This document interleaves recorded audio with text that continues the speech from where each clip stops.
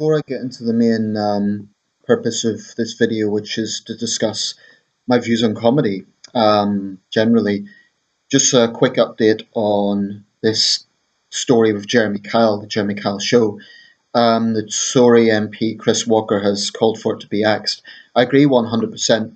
Apparently, Mr. Walker's spoken himself about his struggles with mental health issues, and it's now come to the point where you really have to ask, how can ITV rationally let this continue after a man has died?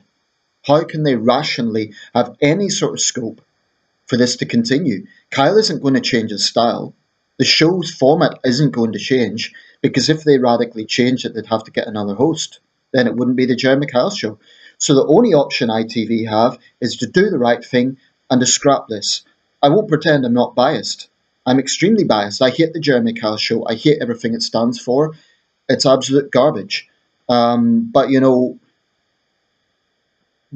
needs to be scrapped. Period. Shame on Kyle. Shame on his sick show, and shame on those who make excuses for Kyle. That's how I feel about it. Anyway, that having been said, I want to talk about comedy.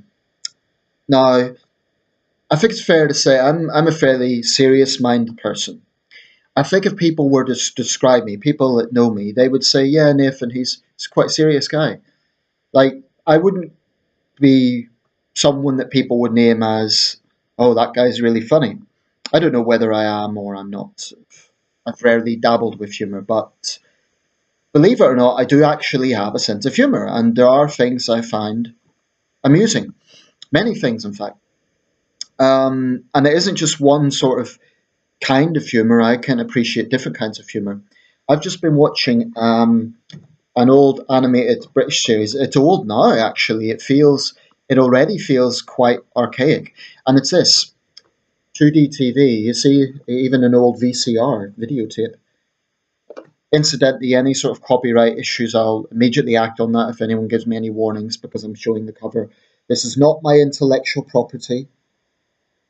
Anyway, 2D TV was an animated British series that used impressionists like John Culshaw to voice over animation of very notable figures at that time. For example, President Bush, Tony Blair, all sorts of celebrities, media personalities, etc. They feature George Michael, they feature Elton John, they feature Jerry Halliwell, they feature extensively the royal family. Pretty much anyone who was anyone in Britain in 2002. It is pretty UK-centric, but it does also feature takes on other world affairs like the War on Terror. And they had a skit on the upcoming Beijing Olympics, as it then was. Bear in mind, this was 2002. That's leading up to the Beijing Olympics. They had this kind of skit where Chinese official was saying, our security has been greatly relaxed.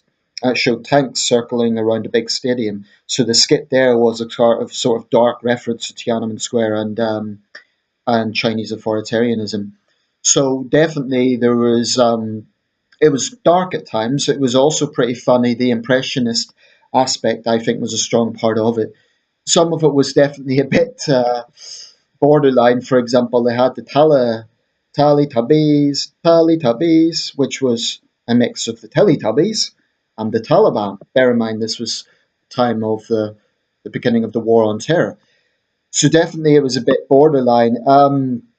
Having said that, even now, I can see differences between then and now in terms of what would be acceptable, what would be politically correct. And actually, in some ways today, on one hand, people might say we're more politically correct. I would also argue, though, in some areas, we're also more on the edge. We're more almost anything goes these days. You can see it in film certification, actually, but that's even leaving that aside. I'm just going to comment a little bit about different kinds of humour here.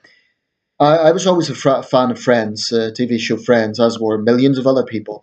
I think the reason Friends was so successful is that, I mean, there's many reasons it was successful, but I think one reason was it was relatively safe. It was never so over the top or so sick or so dark that it could be X-rated or not family friendly, and yet it couldn't be accused of being overly square either. For me, Friends was just the right balance. No, Family Guy, I've watched it a lot online in recent years, and I admit I quite like a lot of the sketches. I think it can be quite witty. I think Seth MacFarlane definitely is creative. But one of my criticisms of Family Guy, well, I have two main criticisms. I think the concept is creative, I think the characters are memorable, but my two main criticisms of Family Guy, number one, he doesn't seem to understand, or at least the production team don't seem to understand when to end a joke. So when you have this skit of someone like not getting something or repeating something and it's done and it's done, and like a good comedian to me needs to know how long to pan a joke out, and if it goes on too long, it's no longer funny and it's kind of patronizing to the audience because you're thinking, well, yeah, I get the idea, move on now. um, and that's something I think Seth MacFarlane doesn't get. There's another thing I dislike about Family Guy. I don't actually mind the stereotypes. It is pretty politically incorrect. I don't mind the stereotypes, racial stereotypes, because it is evenly matched. It targets absolutely everyone. So no one can accuse the program of being racist because it isn't focusing on any one race. It targets everyone. That's very important. But what I don't like is some of the ad hominem attacks on individual, actual living people. And it's not that I think celebrities should be above criticism, but the point is the humour in Family Guy isn't necessarily criticism of their personality or their job or something like that. It's purely about appearance. And he has had a tendency of attacking female celebrities in this way. I don't like that. I think it's I think it's a bit of a cheap shot, and I don't think it's particularly smart or clever or funny. Um, Having said that, the whole idea of Stewie being the evil genius baby, etc., Peter being insufferably annoying, um, I clearly like the show because I keep watching it, so I like it to an extent. Um, Here's the thing with humor. Ultimately, I probably should have said this at the start of the video. It is entirely subjective. So what I feel is good humor, what I feel isn't, is entirely my opinion, and I totally recognize that. I do feel though that there is this kind of tendency that people have, particularly when it comes to defending controversial comedians. They talk about political correctness, but actually they're sort of being PC themselves in the sense that they're saying, oh, this person, or they're implying this person can't be criticized. I would be wary always about censoring any art form, but that doesn't mean that just because someone calls himself a comedian or they are a comedian, they could just hide behind that to deflect criticism. Like, oh, you don't have a sense of humor. Like, the thing is, whilst you can't censor other people's humor, you also cannot dictate and say, this is good humor, you have to like it. People have a right to dislike something. They have a right to even vocally criticize it. I've been very vocal about Frankie Boyle. I know his supporters, and they came to my video, including some of my subscribers, were defending him. I suspect because they were biased in favor of his politics. He's pretty left wing. But to me, we've kind of went, there was a time, I don't know, let's say the 50s, when humor was very, very safe. It was very polished and very polite. And it really, like the most outrageous jokes then would have been nothing today. I do feel, particularly with stand-up comedians, it's boring almost because I think there's a lack of creativity insofar as it's almost like we will be as outrageous as we possibly can. And it's almost like being offensive just for the sake of it. But it isn't even just about offense, because again, that's a subjective thing. It's about saying, well, there's dark humor. I mean, I appreciate satire and I do appreciate dark humor to an extent. But I do see a difference between dark humor and edgy humor versus cruel humor, where it is just nasty. It's just bully boy nastiness. That is something that I will never defend, because to me that isn't being smart. It isn't being edgy. It's just being an asshole. I think Frankie Boyle fits into that category. His jokes, for example, about breast cancer, there's nothing clever about that. There's nothing, in my opinion, that is creative about that. It's just nasty. And he does it because he hides behind his comedian veneer. So that's why I have no respect for the likes of Frankie Boyle. There's others. Um, and what pisses me off is people who, like the fanboys, say, "Oh, you must be a snowflake if you don't like this." No, I'm not actually. I appreciate edgy humor. I appreciate dark humor to an extent, but having some human decency doesn't make you a snowflake.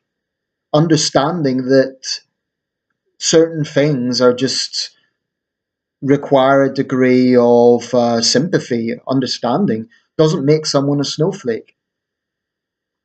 So, mocking tragedy, for example, I think, for example, if a comedian was to criticize or mock authorities' response to tragedy, it might be a different matter. But mocking a tragedy like a plane crash or something, to me, is insulting the victims. And I think that's despicable when the relatives are alive, when they might see it. It's cruel, it's bullying behavior. So I appreciate dark humor to an extent, but I also think that, I mean, comedy's not easy. I think it is difficult to constantly come up with new acts. But I think a lot of comedians today just rely on shock for shock's sake. And there's not much difference between them. It's kind of like, well, let's see how controversial we could be. Let's see how sick we could be. And I get that people buy into it. I'm not naive. You know, it's a cynical aspect of society. Why do people like the Jeremy Kyle show? Why do they like sick comedians? Because people, I don't know, people like shock. That's the only conclusion I can make. And maybe they genuinely find it funny. Anyway, I'll round this up, but it is an entirely subjective subject. But I'll close with this. I don't support censorship, but I also take issue with those who say, "Oh, well, if you don't like it, just shut up." No, if freedom of speech works around the board, right?